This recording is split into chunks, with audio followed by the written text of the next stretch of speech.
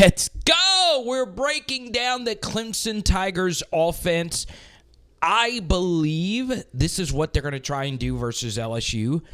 They're going to spread us out, right? One thing with their running back room being very young and inexperienced, you'll see how they're going to get their run game going here in just a moment. But expect to see them run a lot of trips. And basically trips is just 3 wide receivers spread out to one side of the line of scrimmage. And this is obviously a 5-wide formation. So I expect to see a lot of quick game and forcing LSU's DBs and nickels to step up and make tackles, right? So this is obviously one of the better defensive backs in the SEC. Kilgore, multiple-time All-SEC player. This is going to be a spot that Harold Perkins is going to be in quite a bit, right? If he's going to start and play the star. And it's going to be difficult tackling Clemson's talented receivers in space like this. Even a player as talented as Kilgore, who overall had a tough game for South Carolina, that's a difficult spot to be in. And you miss that tackle, it leads to another missed tackle, and then the next thing you know, just off a simple pitch and catch, it's 15 yards. Alrighty, so we get to here, and one thing that LSU is going to need to be ready to do is defending with light boxes, right? We talked about this in our interview with Jack Pyburn. I highly recommend you go watch it. Pyburn is at the same level of an elite pass rusher as Dylan Stewart, but he is one of the best at run defending and setting an edge and two-gapping. And this is honestly where South Carolina won this football game. It was up the middle, right? And this is a big reason why I'm actually fading South Carolina as a team. Their DTs are gone, right? They were the most underrated position group in the SEC. Look at them just crunching the middle. We talked about this nonstop.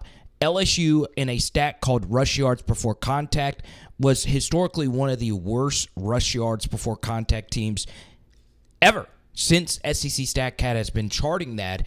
And rush yards before contact basically means how many yards does a running back run before he is touched. Now, it looks as if both these holes are open, but with this light box, they really aren't, right? You can see that this gap looks open. This linebacker would just scrape over and make that play. Then the second thing that happens here, and this is where a guy like A.J. Halsey really steps up. This is a safety, right? Now, this was one of the best safeties in college football last year. Got drafted by the Seahawks pretty early, and he is just a ridiculously good athlete. Watch him fill, boom. Okay, now notice this. All right, you hear me talk about rush yards before contact all the time. Based on this pre-snap alignment, Clemson likes their numbers here, right? Especially since on the play before this, we didn't show you they ran a quick little out to the outside. They had already been doing a good job in their first drive here, just spreading South Carolina out. So with this light-ish box with basically only 5-ish, 6 guys, you have to feel good blocking 6 on 6 and just hoping you can hit the hole before the safety fills right here. But watch how quickly the safety fills on this run play. Boom. Okay? 1 yard before contact. Maybe even a half a yard. That is ridiculously good defense right there, okay? Now, he does fall forward, but still, we'll take that all day, every day. Now, something else you got to be ready for, because they did run a quick out before this. I do think Clemson's going to run a lot of trips and spread things out. There is an RPO built into this, so if he wanted to, he could have thrown this football to Wesco out here, who is really good after the catch. So, once again, it's going to be a cat and mouse game, and it's just going to come down to who steps up and buckles their damn chin straps up and makes plays. All right, here we go. Clear passing down. So, LSU will have different personnel out on the field. Inside leverage versus a slant. Let's see if we can make a play on it, and you better believe we make a play on it. This is some really good defense by South Carolina, and that's all there is to it, right? The ball location could have been a little bit better, but, you just come up there, make a play, and you force them to punt. Probably the most impressive thing that South Carolina did in this game was guard Wesco on the outside. I mean, they really did a good job smothering him, and Obviously, I feel really good about Mansour Delane. I think he's a better corner than anything South Carolina had last year. But this is honestly just immaculate coverage. Like, he's right there in phase, the ball location. He bats it, and then Wesco just makes one ridiculous catch. If they do that, okay, I can live with that. I mean, look at this, all right? Obviously, a little tugging going on back and forth, all right? Maybe a stronger hand gets this done, but Wesco is just a phenomenal player, and you'll see a little bit later him making a really, really, really good play in this spot. All right, here we go. Clemson gets into trips right here, and you get an offsides penalty. All right, so Cade Klubnik knows in this situation this is an automatic go, right? You should throw it deep nearly every time unless something is open, and that's exactly what he does. He doesn't even think about it. He said, look, F it. We're going to make their best pass rusher pay for jumping off sides, and once again, this is great coverage. If they are going to complete these, we're just going to lose, right? That's all there is to it. This is a lot better than what we gave up on these go balls, and we gave up quite a few go balls down the sideline. I'll take that, right? If you complete that, sure. Now, one thing you need to be ready for as an LSU fan is if we do lose this game and some of our better players just play terribly, well, you need to learn to live to fight another day, right? Let's just not cast off anyone that has a tough game. 24 for South Carolina, as we mentioned, is a really good football player. He is in a semi-good position here to make a play on this. But he gets trucked, all right? Gets a little too patty-cakey, doesn't just fly in and makes his play. He understands that he is a contained guy because the corner is in a med call right here where he's got to run with him everywhere he goes. So he gets patty-caked and pancaked, all right? So if this is going to happen, let's just say one of LSU's defenders just has the worst game of their life. You need everybody else to step up and make a play, okay? So watch what actually happens here from the backside. We talked about 7 quite a bit, all right? This will be A.J. Halsey, obviously, for LSU. Nick Imamura. I don't even know how to pronounce his last name. Look at where he is. He hustles, flies across the field. If he doesn't make this tackle right here, it's probably pay dirt. And guess what? He's right there to make it, right? So instead of this, what should have been maybe a 2 or 3 yard gain, you're able to stop it for 7 because guys are playing their ass off and hustling it down from the backside. Okay, so this is where you have to be careful when you play Clemson, right? Their O-lines have done a really good job of forcing over penetration and making you pay for it. Okay, so you see both of these South Carolina defensive tackles have over penetrated themselves out of the play. South Carolina gets away with the defensive holding call. You can see he's pulling this lineman from climbing up to the second level to make a play on this backer. If he's able to make this block, maybe Maffa can, right here, maybe Maffa can get through here and pick up more yards. But honestly, all things considered, that's defended pretty well. We've already covered this. Great offense beats really great defense a good chunk of the time. You can make a case that all 5 of these routes actually do get open. So you have the motion out here to the right side. If you want to throw this is probably going to be a good gain. You want to throw this quickly to the upfield shoulder right here. This is probably a good gain. Honestly, this go ball would have been here to the sideline, and, you know, this would have been something. Instead, he decides to work the quick out, which is fine based on the leverage. I'm perfectly fine with you running this. But you could see that the corner jumps the out right here, and a hole shot was available if you wanted it. Now, this is the right read because the corner was initially going with this player, but that's the benefit of spreading you out, right? Good tackle right here to mitigate the damage. This is where having elite defensive tackles really is a difference maker, right? And that's why, you know, South Carolina would have gotten into the playoff. They could have gotten feisty with the hot quarterback. Look at how they're just holding serve. Hold ground. Let our guys come help you out. That's all you got to do, right? I mean, that's it. You know, there have been so many great LSU defensive tackles who have done just that, right? Just not over-penetrating, just holding serve, digging your heels, getting physical. Now notice what happens. When you're able to crunch the middle, guess what happens? You're forcing them to beat you in a foot race. That's what we want them to do. If they try and do this, LSU's going to win the game. right? These little quick pitches, sideline little jet sweep actions. LSU's got the speed to run guys down. This was a linebacker who probably got overdrafted a bit, but he was a second-round pick, and he forces a fourth down. This is what Clemson's going to do, right? They believe, and once again, this is sources. But there is growing belief that Clemson believes that they can run the football on LSU. And they just could not do it on South Carolina. That's Peter Woods, a defensive tackle. Doesn't matter. South Carolina was just ready to play physical football for the entirety of this game. All right, so let's go to their next drive. And this is, once again, what they want to do. And this is what they are going to do. I feel really, really, really comfortable that they're going to run a lot of trips, okay? Spread LSU out. LSU's going to have a thicker physical group of back seven players that are more so, in my opinion, better in the box types. So if Clemson sees that, they're going to want to spread you out. And once again, 24. He is one whale of a football player. Kilgore's going to play on Sundays for a very long time. But in this game, they just torched him, right?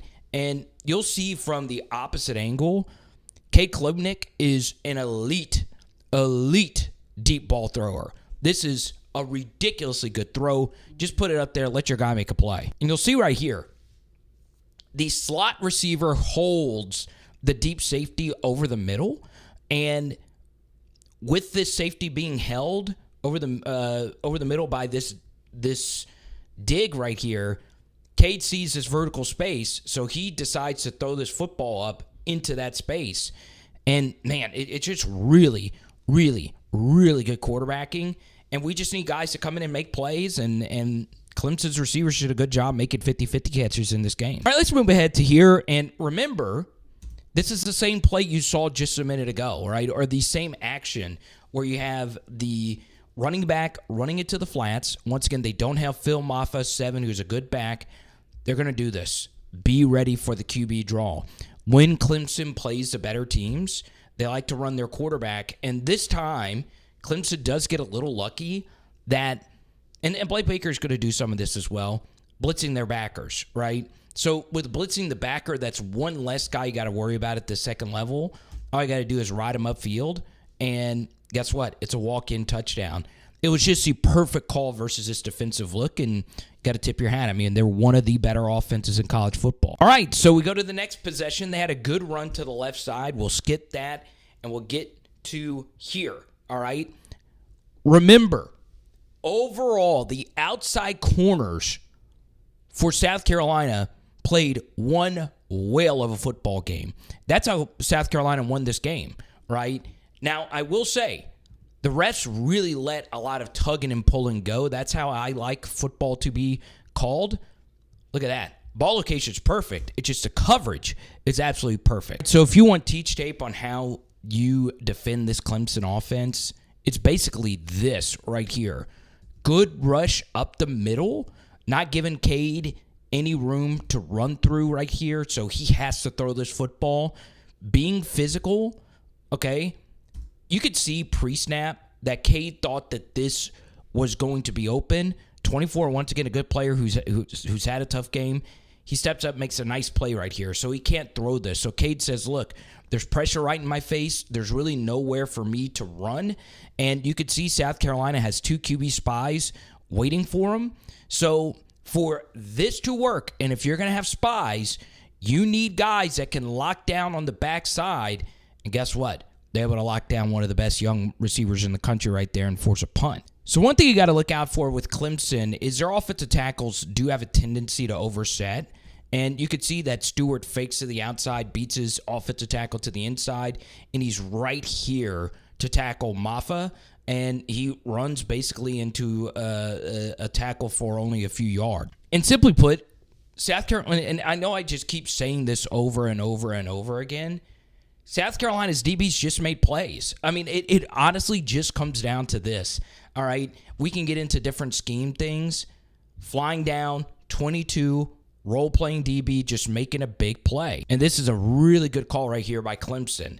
If you know that their ends are going to rush hard upfield, let's just run a draw right underneath it, all right? And guess what? Boom. You couldn't ask for anything else, all right? Now, the good news is that this is not ETN, all right? Also, we do get a little lucky that the second level block, while it is good, it could have been better, right? This tackle, for me, I would have preferred him work a little bit more this side so if he can get a seal to make this alley a little bit better. That's Tristan Leigh, who obviously put LSU through hell in his recruitment a long time ago. And now we also get a little lucky that Wesco, instead of blocking the corner, he's instructed to fake like he's blocking the corner to see if he can get a 2-for-1, and they go block the safety right here. This is better if it's just pure man and he's, very connected to him. But whatever the case may be, Wesco goes to block the safety. He sees that the safety is more concerned over here, and he's too late to come back over to block the receiver, okay? So now, look at this. It just comes down to making a play. If this is Sage Ryan, you know what's going to happen, all right? Now, let's be fair. At the end of last season, Ashton Stamps had some big tackling issues. Will he step up and make this play? It's just that simple. This is the difference between a punt, which is basically a longer version of a turnover, and a first down, right? Because you're not going to go for it. That's just a big, big, big play. All right, first down.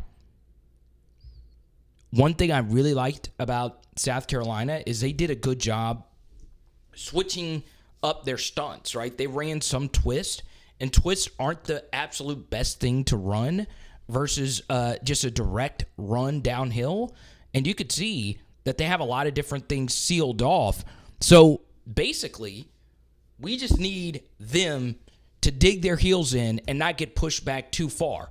And look at this. I mean, this is just ridiculous strength right here. This is Tonka Hemingway, one of the better DTs in the SEC. Look at how he jacks him up, peeks around, and then forces his play inside, and then he comes across face inside to help make this tackle. Kennard, who's also a really good player, helps to make this play. So this is a good run on first down. They got caught in a stunt because they're running a stunt because they're thinking it's going to be a pass, but you're able to serve and just hold it for a 5-yard gain. We'll take that. We then get to here, okay? Good stuff. This is just really good stuff, all right? Whew. This is one of their backup receivers. They have 3 receivers, and then their backups to those guys, they're going to be a little bit better this year, but still, it's a drop. Okay, so what did we talk about? Trips, okay? I like throwing to the trip side, and it's to the wide side of the field. Now, this play, all right, to me, it's one of the more effective plays, but it also has a huge downside risk, okay? Once again, I'm not a defensive coordinator. I'm not Blake Baker. I'll never know as much about football as he will know. But if I ever think double slants are coming, all right, and we are in zone coverage, I always want my overhang, the one to the slant side, to fake here and just run into the passing lane because it's a pick six every single time, okay? Now, once again, it's a risky proposition, and you need to be able to read double slants pretty quickly. But my thing is this. If you know that it's slant here and you have help on this side of the field, I always want my overhang just to sprint as hard as you can to this area because it might lead to a pick six, okay? So you can see he's passing off this slant to this defender right here, and he's saying, look, I'm coming out here to see if there's any work for me, all right? If he gets off of this just a little bit quicker, you can see Klubnik sees that the space is open. If you can read this, you're walking into the end zone, all right? And once again, the throw is really, really, really good. But, man, and the catch is even better. But Dak Prescott had an interception versus the Dallas Cowboys. That was a pick six in the playoffs a few years ago. Taylor Green had an INT on a very similar concept. That was almost returned for a touchdown last year. Who was that against? That was against UAB. On double slants, right? If I know that I have help on the inside, I'm just jumping out there because it is a free six. Now, once again, this action, you're going to see a lot of it. Running back, running into the flats, QB draw out of it. And, man, the parting of the seas here. It's a little bit more understandable to give this up in the 2-minute drill.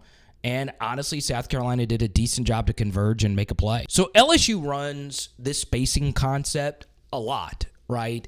I mean, a whole heck of a lot. And the best quarterbacks at throwing this play, or the best quarterback I've ever seen run this play, is Patrick Mahomes, okay? You, as a quarterback, it's risky because this picture, look at when he's deciding to throw this football. It looks as if this would be an interception if he was throwing this football just right here. But Cade is such an experienced QB. He knows that this linebacker is running as hard as he can to guard Maffa in the flat. Man, that is just elite intermediate passing, right? Because if you throw it that quick and you're able to hit him right there, one just falls down because it is a 2-minute drill. Maybe he could have gotten through there, but man, what a play. Actually, no, I think it was just hurt. No, he just went down. He's right back here. But, man, that is some really, really, really good quarterbacking. Okay. So, we get to here, and this is the one thing, all right, after watching so much of LSU's offense, even the camera got juked out here, Cade almost makes an unforgivable mistake right there. I don't know exactly what happened at the line of scrimmage here. I think colleges do this way, way, way too much. And by colleges, I mean LSU, okay? Twins stacked, right? Especially if they are this spread out. It's not my favorite thing. It's anecdotal. I would need to have SIS or True Media to really see how effective those things are or that formation is. I prefer to just run trips, and you can see pressure breaks down. Cade is able to make one guy miss, and he just floats this football dangerously. I see what he was trying to do, but obviously he got hit again while he was throwing this, and it's almost picked. So Clemson says, F it, we're going to get back to trips, this time with the tight end attached. And honestly, this is just such ridiculous quarterback play from Cade, right? One thing about him that I do like a whole heck of a lot, and this is really bad wide receiver play. Once again, the ball is a little late, but you got to help your quarterback out here, make it a cross-field, cross-hash throw. Jaden Daniels, even in 2022, before he became an elite QB as a thrower, was so good at this, right? Cade throws the ball tall, right? That was a very overhand delivery right there. And, you would like to have that one if you're Clemson. All right, third down. And guess what Clemson says? And LSU is really good at this in their own right. They're so good at running on third down and third and long situations. Teams need to do more of it, okay? Once again, the second level block could have been better from the offensive tackle. It's not the worst, but he gets thrown by the wayside. 17 slows him down. But once again, it's number 3 again on the outside, making a good physical tackle and forcing the punt. All right, third quarter, Clemson gets the football. We have a legendary Palmetto State rivalry going on here. And obviously on the RPO, he thought about throwing this to Williams. They cover it. Corner gets cooked at the bottom of the screen. I can live with it. Let's just fly down, make a play. No real explosives here. And it's a less than first down, 8-yard gain. I think I did see from Williams in particular, one, he's a little timid in this game, right? Kind of gave himself up on that last play. You saw one a minute ago. Once again, who's going to be more physical? This is honestly a really good job right here by their edge to flatten this and force this to be just a little bit more horizontal. Okay, yeah, we take a big shot right here. So what? Okay, that got the receiver off the corner right here. And I don't mind them trying to beat us side to side. We'll take that. All right, here we go. Change it up the picture. So by the pre-snap look, one thing South Carolina did a really good job of in this game is they communicated really, really, really well. Okay, you could see that Clemson, and you don't see this because we're not playing like the full game clips, they're waiting for the play clock to run down. So that means you're probably getting a lot of different pre-snap motions. You could see how well this defense meshed together towards the end of the season. They make a check here where 5, their best pass rusher last year, says, look, someone else needs to pick up Wesco, and I am actually dropping into coverage on the flat route right here. So pre-snap, Cade thought, hey, I know I'm going to have my tight end into the flat, but he didn't think that South Carolina's best rusher from last year, Kennard, was going to be dropping into the coverage, and he throws it into traffic, and it's batted down. We get to this 3rd and 5. How much does LSU want to risk it, right? South Carolina elects to just bring everyone at the line of scrimmage. So this corner knows versus their best explosive weapon, hey, I am on an island out here. There's no safeties back here, all right? So honestly, this is protected fine by Clemson. Cade gets his football out, all right? Cade takes a big shot to throw this football. He is a really good intermediate thrower, and he puts it right on the money. And honestly, he's going to get us on a few scrambles. It's just one big part of his game. He sees it's man coverage. He sees all the space. You know, as a defensive tackle, especially one like Bernard Gooden, who's just been penetrating and making plays throughout fall, you know, you just have to let this happen and just hope it's not huge gains. But yeah, your pass rush lane integrity does need to remain intact versus a guy like him. So we're going to skip a set of downs. Clemson was able to pick up a first down after that long Cade Klubnik run. And, well, once again, trips, spread him out, 5 wide, play quick, right? Force him to come up and make tackles. And, well, this is a really difficult guy to bring down. 0 for Clemson. And you'll see why here, okay? Just wiggles, runs through 17, and picks up a nice gain here. And, well, once again, Cade's going to get you a few times as a runner. This is not poorly defended really at all.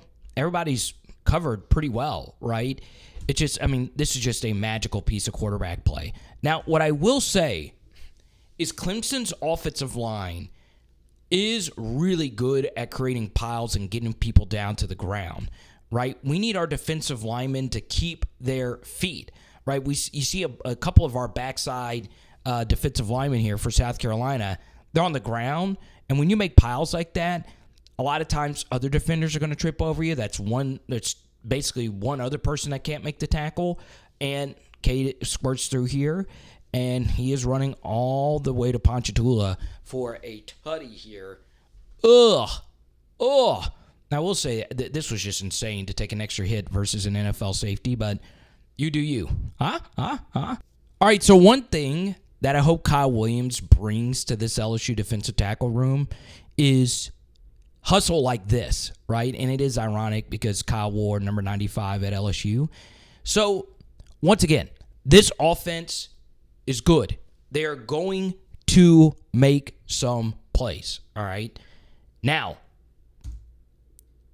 what you have to do against it is just hustle your ass off and hope for the best, okay? So you can see right here, there is some version of a bust over here, all right? There is a safety responsible for one, but if you were to look in this direction and throw in this direction, it's probably a big gain. But ironically, this is pretty sound to the left, right? So they're bracketing the inside receiver, and they're expecting a slant. So you can see it's kind of cut off right here. The corner does have inside leverage, but Wesco dances and jukes him out of his shoes and is able to eventually beat him to the inside. Okay, it's nasty. Cade trusts him, and look at all that separation. I mean, that kind of looks like Justin Jefferson level stuff right here. Now, remember 95? He stops his rush and immediately runs after a wide receiver who runs a 4-4. So after 4 misses his tackle, 95 hustles and is one of the last lines of defense. And while he's never going to make this tackle, he allows 4 to get back in and mitigate the damage, right? So if he doesn't hustle back, once again, Clemson's receivers just do not like taking big hits. They do give themselves up. So that play saved you 10, 15 yards. Good stuff. All right, once again, throwing in the direction of trips. So, you hear me bring this up quite a bit. Just make life tough. So much of defensive football is just doing that. And that was a problem for the LSU defense last year. It wasn't just the fact that they struggled with just hustling in general. It's that they let things go just a little too easy, okay? This play is really well designed. But 9, even though he gets the block, at least we're stretching this just a little bit, all right? 1, once again, not a physical player. It's one thing you'll see from him, a little patty cake block, all right? So we're being aggressive. We're forcing it. And even though we missed this tackle right here, 4, at least you're making it difficult, right? He almost falls, and now once again, 90, defensive tackle got drafted, is now back into this play, okay? 17 slows him down as well, all right? So, yes, 8-yard gain, but I appreciate the hustle to make it difficult. All right, so we move ahead to this 3rd down and 3, all right? So, QB counter, and obviously Cade, I think there's a built-in option to throw this out wide. He says, look, F it, I'm going to take it myself. Look at the movement they get on these DTs right here, all right? So 95, not as good as the 3 starters. This is honestly really well blocked. But you see 95, even though he's getting washed, he stops and is able to fight his way back into this play. That's excellent hustle. And he almost fights back in to make this play. But Cade's a beast, and he picks up the 1st down. All right, so this will be a little bit of a rant before we get into this next play. But you notice how many hustle plays that South Carolina made on this drive. Once again, 95, who was a very inconsistent player, just had one whale of a game. He was a 5th-year senior. 95 making that play. And then, of course, the hustle on that little screen, making it difficult. The more plays you force an offense to run, that means the more opportunities there are going to be a mistake, right? And right here, this was a weird sequence. So Cade Klubnik gets stepped on. He tries to pitch it backwards because they're running an end around. Maffa slips on himself, and the ball is on the ground, and South Carolina out-hustles Clemson for the recovery. So at first, the referees marked him down. They reviewed it, and because South Carolina just played with their hair on fire, that fumble ended up counting. So this next play did not count. They blew it dead. But I want to show it to you just to show you how good of a thrower Klubnik is. I mean, look at when he's actually ripping this ball on this deep out. That is ridiculous. It's also dangerous, right? Dwight McGlothern had so many interceptions like this at LSU and Arkansas. But, South Carolina ended up getting the football, right? And that's the thing. You want to make life difficult. The more plays they run, the more prone mistakes or more mistakes can happen. And one thing that LSU did a bad job of last year was giving up explosive touchdowns, right? Forced them to work the football all the way down the field. All right, so I think in this spot, Cade would have liked to have this one back. With this and there being no safety, I still want to work this slot fade right here. But instead, he play actions. Once again, he was a really good play action quarterback last year. 21 touchdowns, only 1 INT. His guy is covered. He's also being mauled, all right? A lot of weight on this front leg. Okay, so he has to reset, and now he's throwing it. And they don't throw a flag. They let the play happen. And that's going to be big for LSU if the refs actually let this style of play go. Because this year's LSU secondary wants to be physical, right? It's one thing that they have really been hammering home to their players, okay? We get to here, and yeah, I mean, once again, they don't mind spreading you out. Can you make a tackle? This time, 24 is able to make this tackle, all right? Good stuff. So for brevity, we're going to skip a few runs. But, man, it's just the same thing you see. Once again, 95 just had one whale of a game. They do pick up 2 runs in a row that gets like 6 or 7 yards, but you're making them work for it, right? You saw, and I know it just sounds like the same thing over and over, but this is a style of game you're going to need to play if you're going to beat an offense that's this good. Okay, now right here, South Carolina does get away with one. This is very clearly an offsides. His head was in the neutral zone. So, once again, I actually don't think that they call anything here.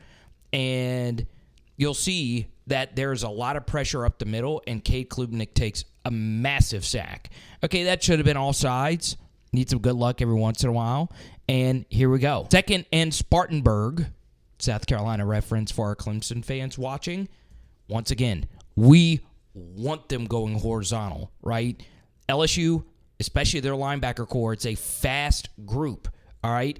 We'll let you do this all day, all right? Go for it. Try and outrun Harold Perkins. You're not going to win that, all right? Good stuff. Third down, check down action right here because it is third and where we're going to go. What small town, South Carolina?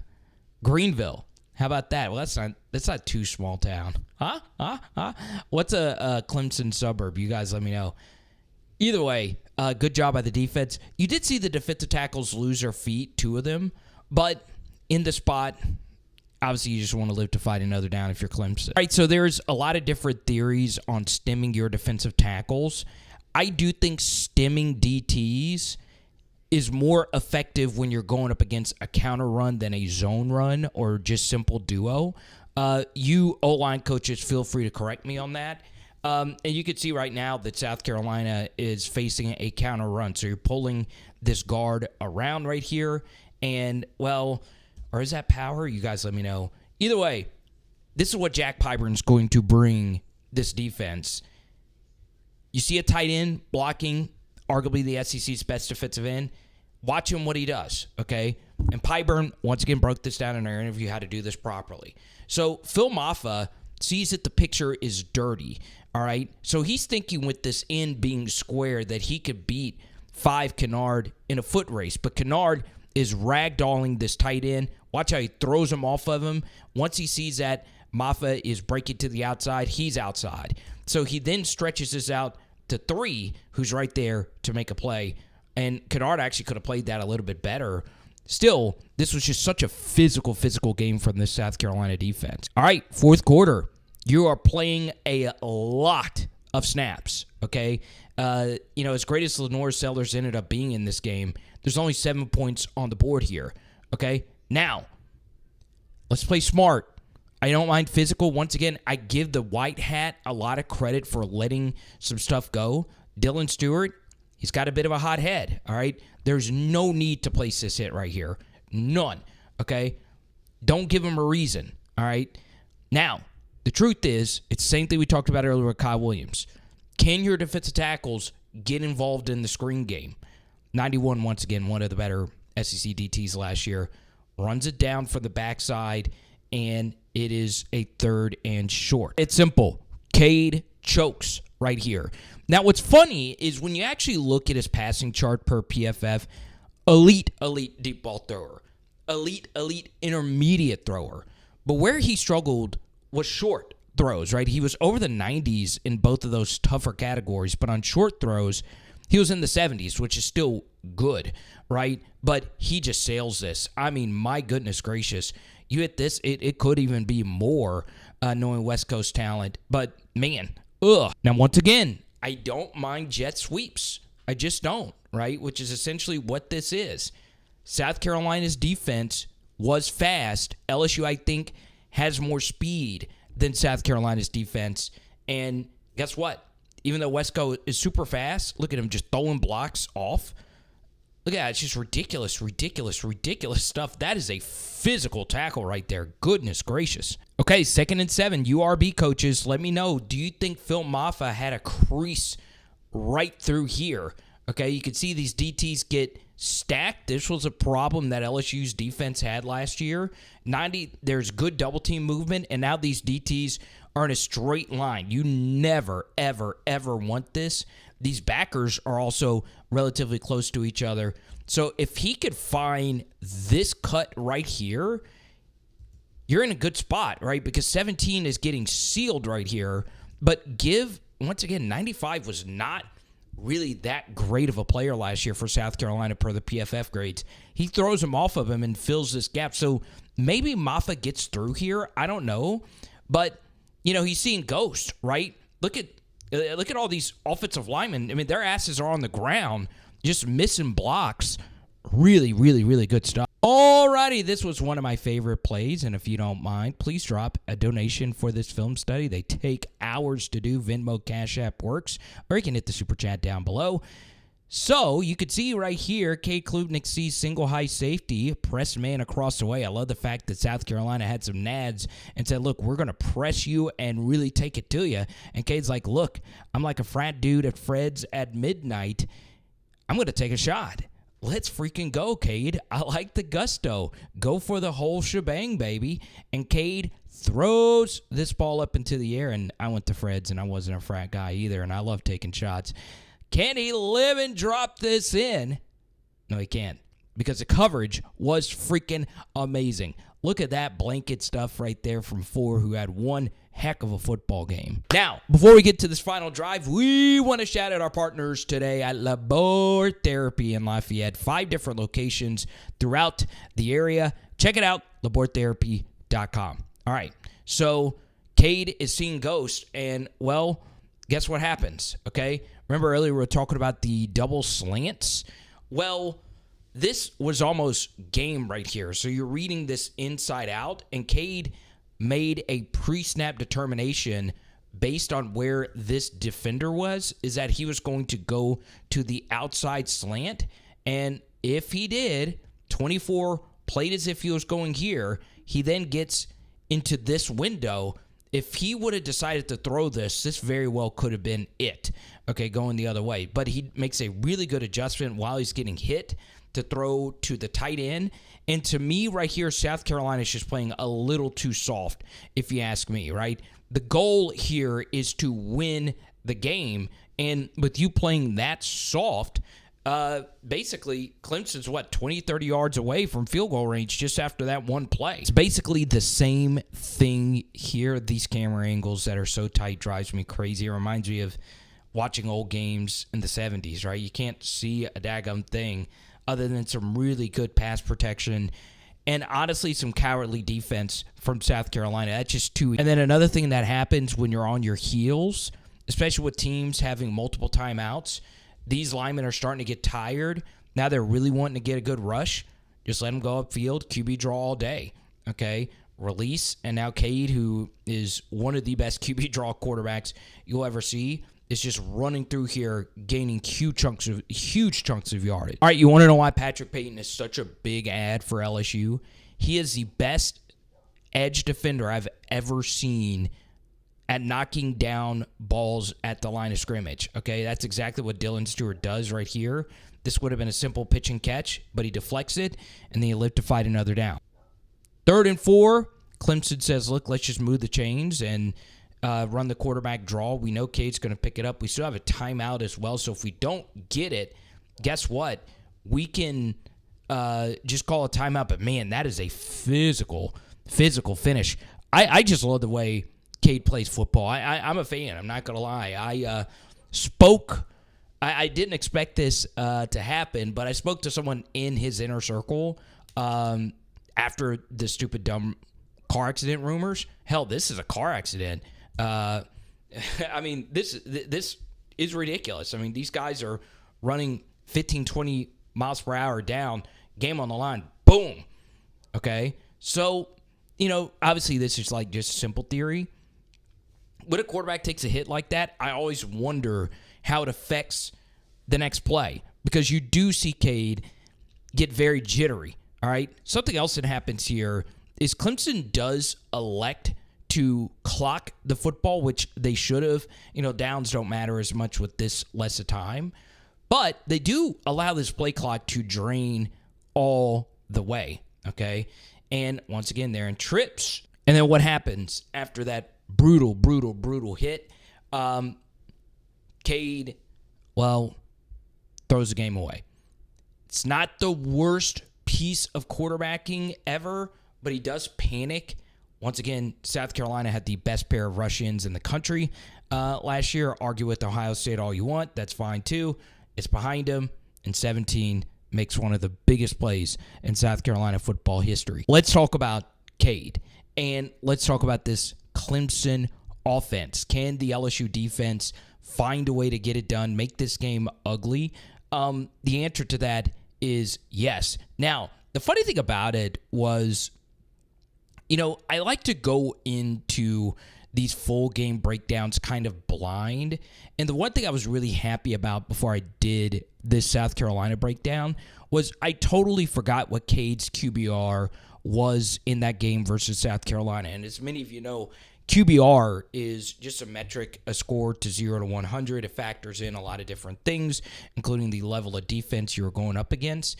And I thought Cade's QBR was going to be in the 70s versus South Carolina, but instead it was a really, really, really high 89.2, right? So honestly, after rewatching this South Carolina game over and over, I actually agree with that. I mean, he really was good in this game.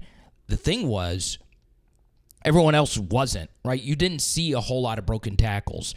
You saw the trenches were very clearly won by South Carolina. You saw that in this game, the receivers really didn't have all that much separation. And like that Wesco slant, when he did, it was gang tackle city afterwards. So honestly, Cade, I think, was fine in the South Carolina game, but he did choke on that one Wesco slant. That was really good. But honestly, LSU fans, this guy is really, really, really good.